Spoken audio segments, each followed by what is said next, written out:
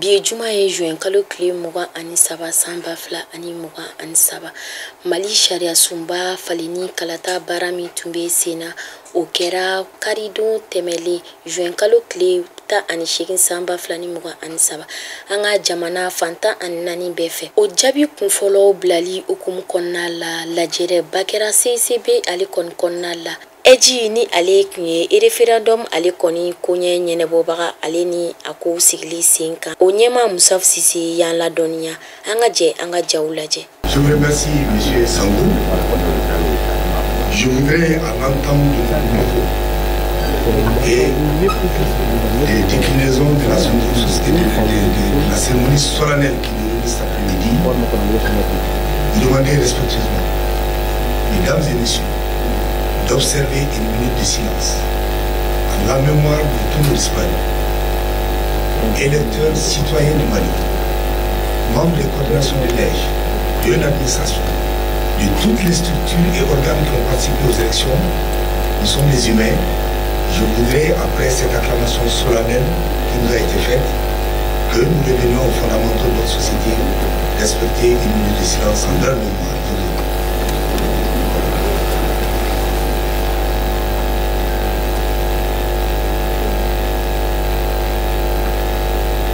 Je vous remercie.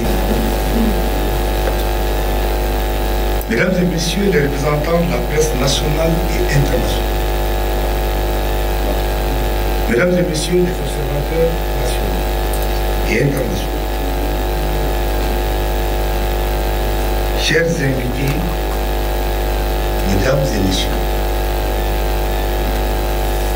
la présente cérémonie de proclamation des résultats provisoires du référendum constitutionnel du 18 juin 2023 a lieu conformément aux dispositions des articles 150 et 151 de la loi électorale. L'article 150 dispose, je cite, dans le district et dans chaque cercle, ambassade ou consulat, une commission de centralisation créée par décision du coordinateur de l'EJ, siégeant à la coordination de l'EJ, totalise dès la clôture du scrutin et au fur et à mesure de l'arrivée des procès-verbaux les résultats du scrutin. Cette commission, présidée par le coordinateur de l'EJ dans le district, dans le cercle, dans l'ambassade ou le consulat, comprend les représentants de l'EJ, 6 représentants des partis politiques. Cette commission transmet sans délai au président de l'EJ le procès verbal récapitulatif du scrutin signé par tous les membres de la commission, accompagné des pièces qui doivent y être annexées. Fin de citation.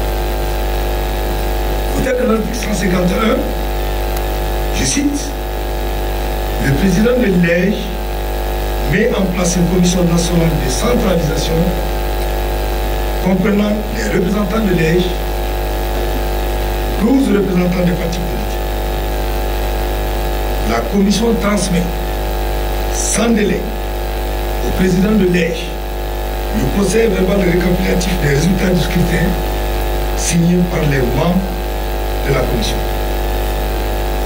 Le président de l'EJ totalise les résultats des procès-verbaux des opérations de scrutin et proclame les résultats provisoires dans les 5 jours qui suivent la date du scrutin.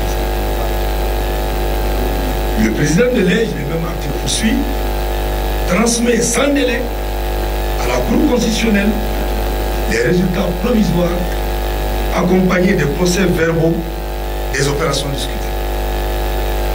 La publication des résultats se fait par bureau de vote. Fin de citation. Cette cérémonie s'inscrit dans la mise en œuvre des 2 dispositions légales citées ci-dessus, relatives à la centralisation des résultats du scrutin référendaire du 8 juin 2023, avec le vote anticipé du 11 juin 2023 des membres des forces de défense et de sécurité. S'agissant de ce vote anticipé, je précise que son dépouillement s'est effectué en même temps que celui du scrutin général du 18 juin 2023 et que ses résultats ont également été localisés. Je dois souligner au passage que le scrutin référendaire s'est tenu sur l'ensemble du territoire national et dans toutes les missions diplomatiques et consulaires du Mali, excepté 1121 bureaux de vote. Le processus de centralisation s'est déroulé selon le schéma suivant. Dans un premier temps, la Commission nationale de centralisation a reçu à travers une plateforme les résultats saisis électroniquement et validés par les commissions locales de centralisation du district, des cercles, ambassades et consulats. Dans un second temps, la Commission nationale de centralisation a réceptionné les procès-verbaux transmis sous enveloppe scellée et cachetée. On précisera à ce niveau qu'avant leur validation, les résultats transmis électroniquement sur la plateforme ont été confrontés avec les résultats issus des procès-verbaux. Mesdames et messieurs, ce bref rappel sur le processus de centralisation et sur la méthodologie de travail de la Commission nationale de centralisation m'apparaissent nécessaires. Car tout au long de la préparation de ce scrutin référendaire et de son déroulement, le seul objectif visé par l'EJ et les cadres qui l'animent a toujours été d'offrir à notre peuple des élections libres, transparentes et apaisées. Je remercie dès lors tous ceux qui ont participé à la préparation et au déroulement de ce scrutin. En particulier, le ministère de l'administration territoriale et de la décentralisation, dont l'appui puis un apport capital, tant pour le niveau national de l'EJ que pour les coordinations dans les régions. Le district, les cercles, les communes, les ambassades et les consulats.